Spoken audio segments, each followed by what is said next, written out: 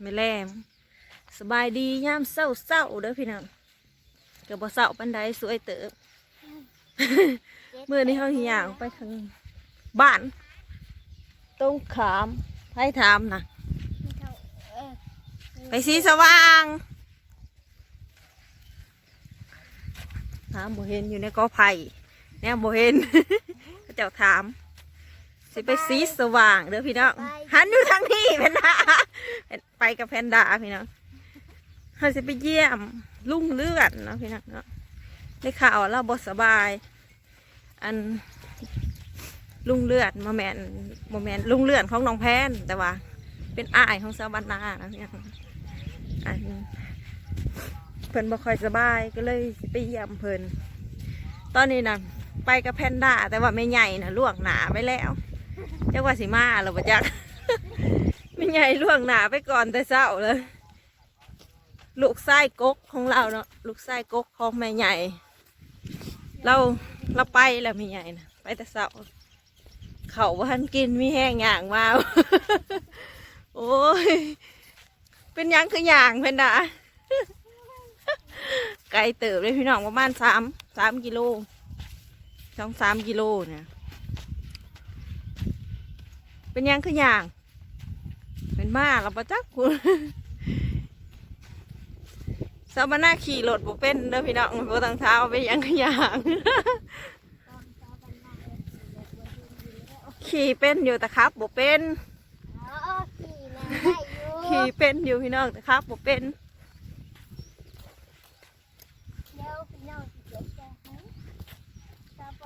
ลมเย็นไอ้เนี่ยมันแดดอยู่นะยามเช้า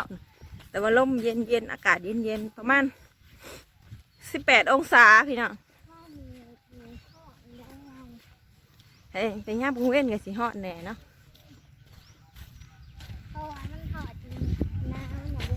พอพี่น้องย่างเป็นหมูกัน ไขมันละลาย ไขมันละลายเลยพี่น้องเดี๋ยวย่างแน่มันอ้วนโพด ปกติก็ย่างอยู่พี่น้องขี่รถกับขี่น้ำหมูแหละครับบุเป็น ประมาณนี้เนาะไปน้ำกันสบายดีแพนด้าสบายดี เขากำลังไปกับแพนด้าพี่น้องกระสิสั่นแน่เด้อพี่น้องเอ้ย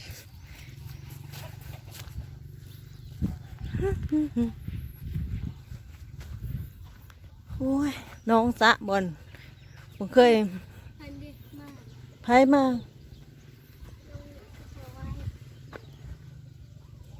โอ้มาหยัง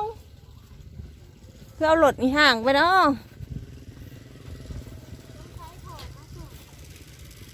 ว้ายไปใช้อ่ะนะว้าย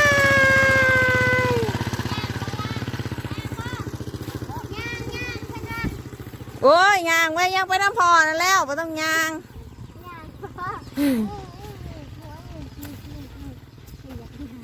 โอ้บุงม่วงเป็นหรอบ่แพนด้าไกลเติบได้พี่น้องผู้พอน้องวิไปรีบๆนี่ใช้บุงม่วงข้างไปโรงเรียน น้อยๆนะส้มนกส้มไหมไปพี่น้องส้มไก่ส้มกา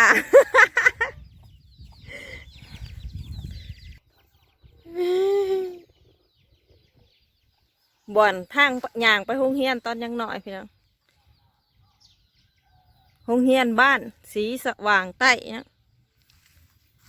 มาหัวสีสว่างเนื้ออยู่ใส่ ต้นหมกม่วงแถวนี้แม่นตอนเที่ยงของการไปโรงเรียนต้องเสียไปจังหน่วย2 หน่วย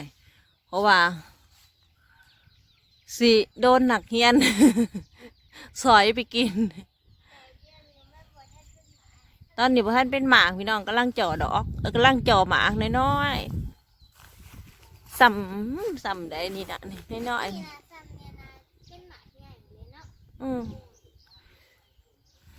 สมมตินี่มีหมักขามนะแม่ก็ไผ่บอลน้องแพทย์มาหาน้องไม้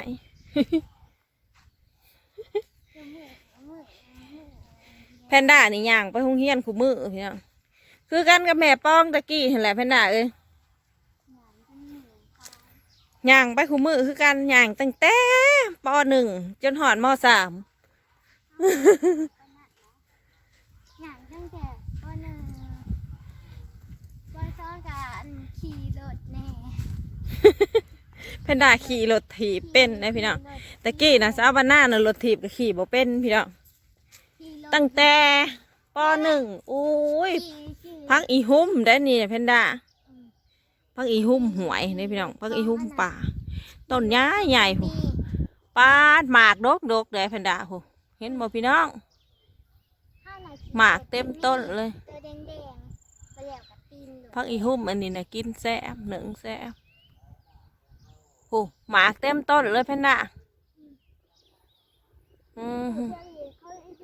ต้นใหญ่ใหญ่หัวหมากหล่นในใช้แพนด้าเห็นมันหล่นอยู่ เก็บมาเบิ่งดูเอาหมากมันนะย่างประท่านหอนนะพี่น้องแหวะต้นใบอีหุ่มก่อนเก็บหมากมาให้เบิ่งดูค่ะพี่น้องคือบ่เห็นใบบ่หล่นเมื่อกี้เนี่ยเนี่ยว่าหมาหมากว่าถ้าหล่นพี่น้องแต่ว่าหมากดกมันมีทางย่างไปหนีเนาะพี่น้องกระตรงไปกันหน้าสาวบัดหน้าคือกันพี่น้องหน้าอยู่บ้านนะเนาะ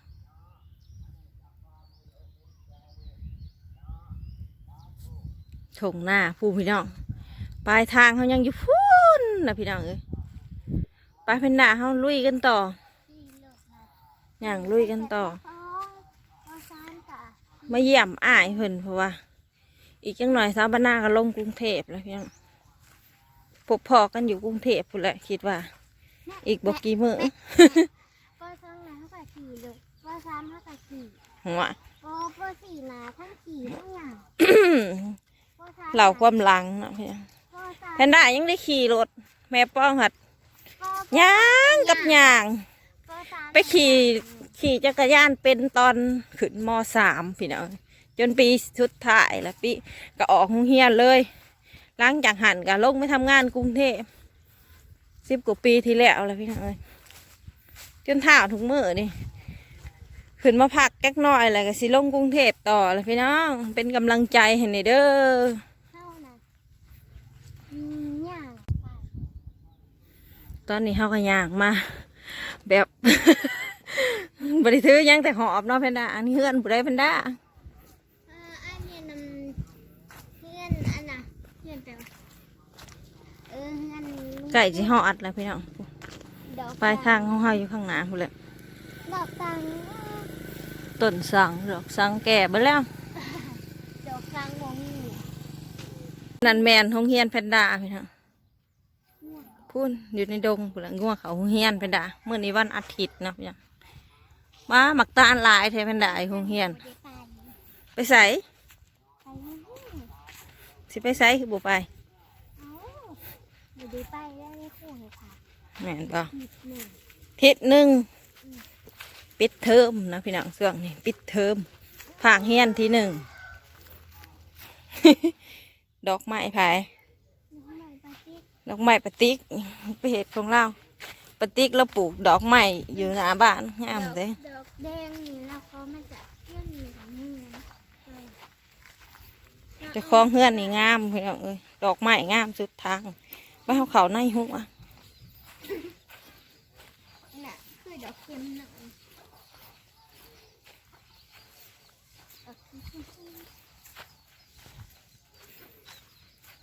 มาหอดเลยได้พี่น้องจุดหมายไปลายทางใส่เฮือนลุงไม่ใส่เฮือนลุง ดอกจำปาดอกจำปา แพนด้านี่สี่จะเนี่ยได้หมาเห่าแพนด้าเอาเขาทางหลังบ้านบ่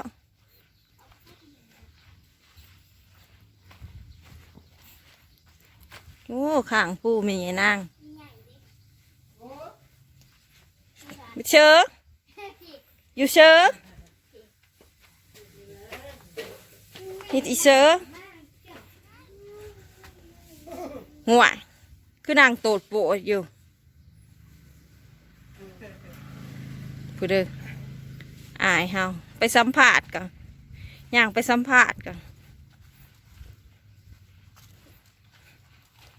เป็นอะไร วิคือมาฮอดก่อนแม่นะสบายดีวิดาสบายดีบ่าวไวสบายดีลุง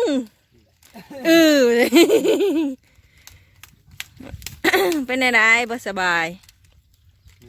ใครแน่แล้วเนาะแวะมาเยี่ยมอะไรจังหน่อยเขาก็ลงกรุงเทพเลยได้โดยเป็นอะไรไม่ใหญ่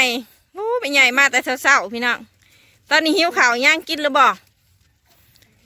อันย่างเมื่อขามถงเมื่อพุ่นเด้อพี่น้องจุดไม้ไปทางคิมิมอยู่พุ่นแหละทางเมื่อหิวข่าวก็อดเอาเด้อ อ้าวยังจะไม่ขึ้นอยู่ โอ้ยมันสูงโพดได้จะเห็ดนะไม่อย่าอ้วนกิ่งขลุ่มลงหาบ่ไหวเด้อบ่ไหวยันมาขึ้นเห็ดหางไว้พี่น้องบอนนั่งพักผ่อนหย่อนใจ ข้างล่างเป็นค้างไก่ทั้งเทิงเป็นนั่งกินกาแฟประมาณนี้เนาะคือเที่ยงหน้าหน่อย เที่ยงหน้าหน่อยเด้อพี่น้องบอนพักผ่อนหย่อนใจของลุงเรือนบ่อนติดธงหน้าโอ้ม้าเจ้าคือนอนดีแต่นะมีหางให้ม้านอนนะหอบปุปากตูบน้อยตะกี้เห็ดยังน้อเอ้ยปลูกพักปลูกหญ้าไปส่งมึงสวนพักปฏิกก่อนมักพริกเจ้าคือดกแฉะสีเขียว2 หัว2 สวนก่อนพี่น้องมาเกลี่ยแล้วกับปิ้นนี่นะนี่คนสวน อย่างใกล้หน้าบาทเราเมื่อกี้ปลูกดอกไม้งามๆฮะนี่ยังเนาะไม่ลืมคือกันบ่เนาะคือบ่เห็นกะอีหยังนี่ยังเจ้ามาปลูกว้ายมาหน่อยมาเห่าวันไม่ใช่มาพร้อมเปย์แพนด้ามาหน่อยเห่ามักพริกดกงามมาลีน้องมักพริกเนาะมักพริกมันอยู่เจนั่น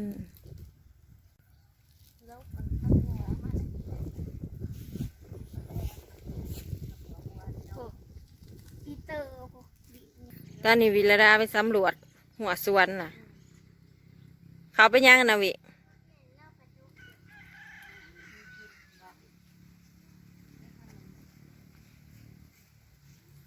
ไปเบิ้งมักพริกโอ้ยสีเขียวเข่ากับใบเลยไม่ได้แนมบ่เห็น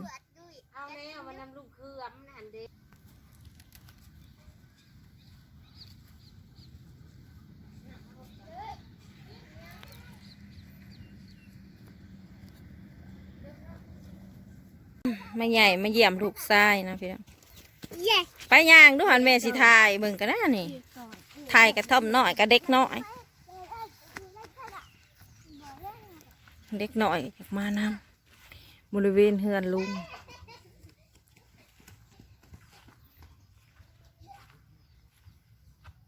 ตูบหน่อยละบ่อนพักผ่อนหย่อนใจใช่ว่าตูบกันมาบ่ให้ม้าขึ้นม้าคืออยู่ถึง บ่จริงแล้วลุงม้าขึ้นได้ม้าขึ้นม้านะ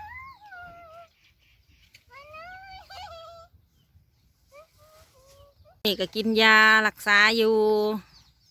เป็นอีหยังก็ เป็นหยั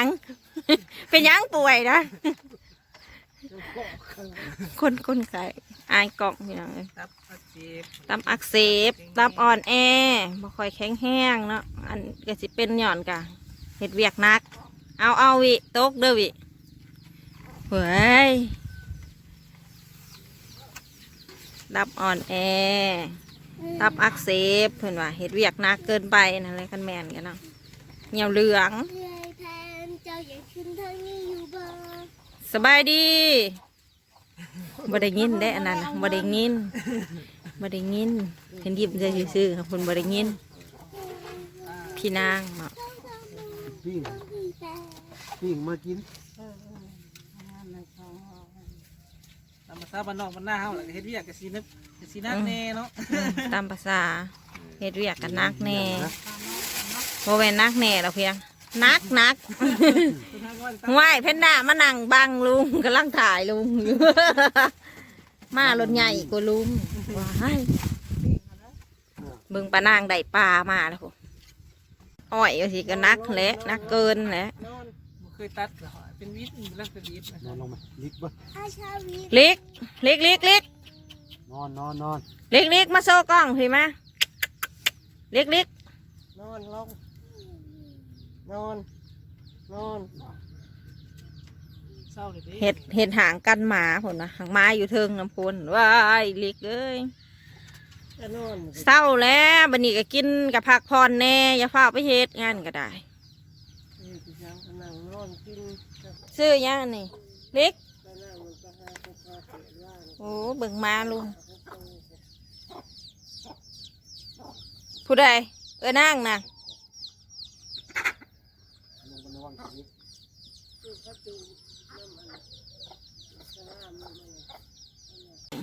ปานางเราเอาเขามาตอนหับไม่ใหญ่นะมากินข้าวกันเด้อพี่น้องมากินข้าวน้ำไม่ใหญ่ไม่ใหญ่เอิ้นพี่น้องกินข้าวเนี่ย กินข้าวเด้อพี่น้องเด้อกินข้าวกับปิ้งปลา กินข้าวกับปีกปลาเบิ่งค่ะพี่น้องเบิ่งอาหารเมนู มึงพออยู่พี่ค่ะกินเมืองก่อน ปีกปลาจ้ำแจ่วกินกับผักเขมกบ่นะ ไว้บัง แพนด้าลิกขึ้นไปอีกแล้วลิก นี่แม่ครัวของเขาเนาะแม่ครัวบริยินเนี่ยยิ้มใส่กล้องแน่ ขึ้นมาเลยขึ้นมาลูกมาลูกอันหยาบว่ะ ว่าน้ำเมาซื่อๆได้ เอา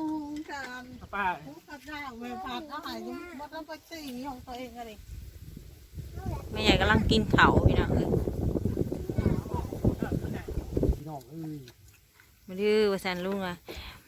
กินข้าวแล้วล่ะค่ะให้ส่วงให้เศร้าเด้อบัดนี้ให้หายเนาะให้เจ็บให้ป่วยเด้อคลิปนี้ซาบนางสิอำลาพาจากแล้วพี่น้องไปแล้วพี่น้องให้อยู่ดีมีแห้งเบิดสุขสุขคนเด้อไปแล้วบ๊ายบาย เรียกปลาหนูออก บ๊ายบายบ๊ายบายบ๊ายบาย